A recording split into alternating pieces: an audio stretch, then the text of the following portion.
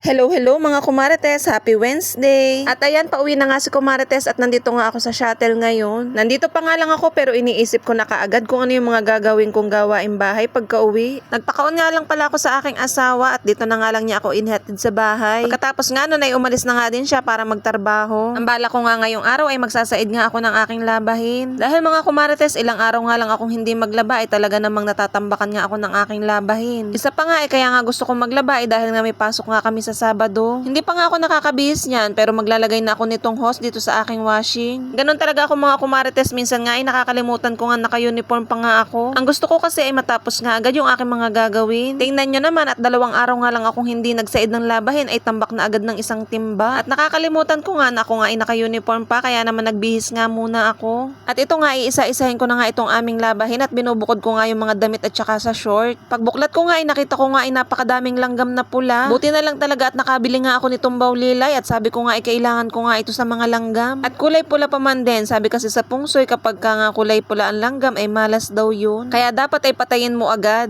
Pag itim na langgam naman daw ay swerte nga yun at wag mo nga daw yung ihaaboy. At ayan, ang marami naman talaga magbihis sa amin ay yun nga ang aking asawa. Dahil nga ilan nga yung pantarbaho niya kasama pa nga yung kanyang damit. At ayan nga, meron nga pala kulit in order na suka dun sa aking katarbaho. At nagpapaikot na nga ako nitong aming labahin at ito naman magagayak naman ako nitong aking lulutuin. Ito nga pala ay nung nilaga pa nung nakaraang linggo pa. Ang sabi ko nga ay lulutuin ko na nga ngayon at naluluyot na nga yung mga gulay. Sayang naman kasi kung hindi lulutuin at napakamahal din naman talaga ng mga bilihin kasi ngayon. Ginayat ko na nga pala yung mga gagamitin ko diyan para nga mamaya ay isasalang ko na lang. At itong tinapay nga pala dito sa lababo ay pa-birthday nga sa akin ng aking mga katarbaho. At ayan, ito naman yung in-order ko na atsara doon nga sa aking katarbaho uli. Akin nga titikman kung masarap nga itong kanyang atsara. Masarap kasi ito mga kumarites lalo na kapag wala ngang ulam. Si mama nga ay pinatikim ko rin at sabi ko nga sa kanya ay kumuha na nga lang dito sa lamesa kapag gusto niya. At in fairness nga ay masarap nga itong kanyang atsara. Ilalagay ko nga pala yan dun sa ating lamesa para nga pagka gusto natin ng atsara ay nasa lamesa lang. Ito naman tinapay ay inilagay ko na nga sa lagayan namin ng tinapay. At ayan, dahil nga gamit ko nga sa washing machine yung extension namin ay dito ko na nga lang lulutuin itong nilaga sa aking cooker. Diyan nga pala ako nag-i-steam mga kumarites ng siomay. At pwede ka nga rin diyang magsaing kung gusto mo. Diyan ko lang muna ilalagay yung ating pangnilaga at mamaya nga ililipat ko rin nga dito sa electric stove. Sa labas ko nga muna ito lulutuin dahil nga malapit nga dun yung saksakan. At malapit na nga palang dumating yung ating lamesa at kailangan nga natin maglinis-linis muna dito sa bahay.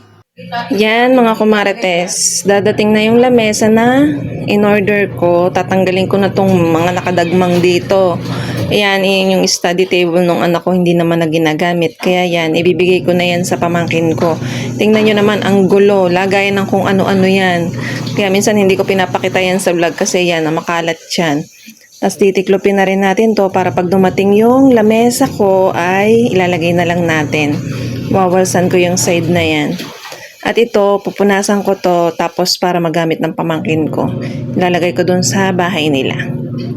Buti na lang din talaga at maaga nga dumating itong lamesa dahil nga mamaya ay paalis nga si na mother. Dahil ako nga lang ang tao dito sa bahay, baka mamaya hindi ko nga marinig na tumatawag. Nung isang araw ko nga lang pala in-order to at napakabilis nga dumating. At syempre kung bet nyo nga ito ay ilalagay ko na lang sa comment section yung link. At syempre hindi na nga ako nakaantay pa at nung nakalis nga yung nag-deliver ay binuksan ko na nga agad. Ito nga pala mga kumarites yung mga ginagamit sa mga piyestahan na lamesa. Meron nga pala na itong iba't ibang size mga kumarites. Pero ito nga binili ko ay pang 8-seaters nga. May gina nga lang din talaga at naka-order nga ako nito at maganda nga rin ito bago magpasko. Marami nga tayong mailalaman, charis. Ay, ang problema nga ay yung ihahanda na lang. At nung mabuksan na nga namin ay inayos ko naman itong aming loob ng bahay. Tatanggalin ko na nga itong lamesa na maliit namin. At ayan, pwede nga yung gamitin sa labas at pwede nga rin pang inuman. Sobrang tagal na rin kasi ng lamesa na yan. Maliit pa nga yung anak ko ay lamesa na nga yan. Nawala nga kasi yung tornilyo niyan sa ilalim kaya naman hindi na kasi pantay. Kaya naman pagka nga tinuunan mo ay pwede nga magtaob. At pagkatapos ko nga tiklopin yung lamesa ay isunod ko naman itong study table. Kung ano-ano na lang kasi yung mga nakadagmang dito kaya naman tatanggalin ko na lahat. Pero aayusin ko rin naman yan mamaya dahil nga ibibigay ko nga yan dun sa aking pamangkin. At pagkatapos ko nga matanggal itong study table ay akin namang winalsan. Dahil alam nyo na mga kumarites, itong side nga nito ay bihira ko nga mawalsan kaya naman ayan, tingnan nyo nga ang gabok-gabok. At ayan, medyo makapal na nga yung gabok na naipon natin dito sa ilalim ng study table. At ayan, nung nakita ko nga malinis na ilalagay na nga natin itong lamesa. Hindi ko na nga pinakita sa inyo pero ang tagal ko nga bago ko nga nabuksan to. Pinas forward ko na nga lang para kunwari ay nakita nyo madali nga lang buksan, pero in fairness nga ay matagal ko nga itong nabuksan. Pinanood ko pa nga sa YouTube kung paano nga ito buksan. Natatakot kasi akong pwersahin at baka kasi masira. At ayan mga kumarites, ito na nga yung ating lamesa. At tatatlo nga lang kami at hindi na nga kami magsisiksikan pa. Syempre hindi yan kompleto kung walang mantel, kaya naman ini-order ko na nga rin sa Shopee. At in-orderan ko na nga rin ng placemat. O diba, social na tayo, naka-placemat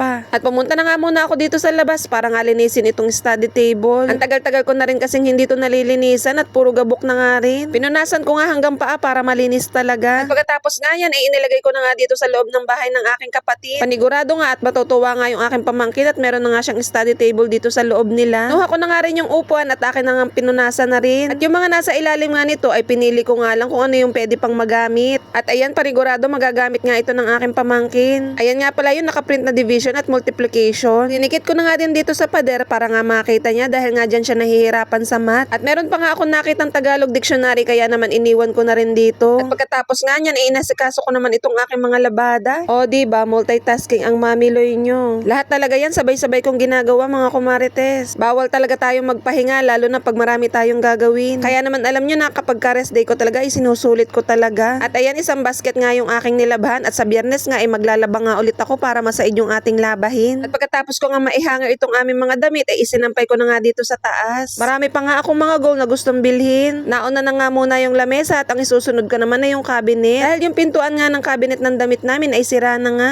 At ang last na nga natin bibilhin ay yung matic na washing. O diba, social. Pero dahil marami pa nga tayong utang sa ngayon ay isa-isa muna. At ayan, nakita ko nga yung wallet ko at tiningnan ko nga kung may laman pa. Meron pa namang laman pero pang-budget na nga lang natin. At namahinga lang ako ng kaunti at kinuha ko naman yung aming map. Imamap ko nga itong buong sahig namin dahil nga malagkit na. At ayan, madali-dali na nga tayong magmap dito sa ilalim ng lamesa dahil wala na nga nakaharang. At ayan nga, kung makikita nyo nga ay may sinusundot nga ako dito sa ilalim ng aking sopa. Dahil itong panloob namin tsinelas ay lagi na nga lang kabaakan. Hindi ko nga baga alam kung saan napupunta. At ayan, pinahiram nga muna ako ni mother nitong tela niya para daw hindi magdumi. At habang hindi pa nga daw dumadating yung order ko ay pansamantala lang muna. O diba, naka Hello Kitty kami. At ayan, pagkatapos ko nga magmap ay nagwalis-walis nga ulit ako para maubos nga yung ating mga gabo. At naalala ko nga ay meron nga pala ako ditong lagayan ng prutas. Ilalagay nga pala natin to sa ibabaw ng lamesa at pinunasan ko na nga. Ito nga pala mga kumarites ang ginagamit ko pagka New Year. At dahil lagi nga tayong binibigyan ng prutas ay dito na nga lang natin ilalagay. Dahil nga pagka nasa rep ay hindi na nga napapansin at nabubulok na nga lang.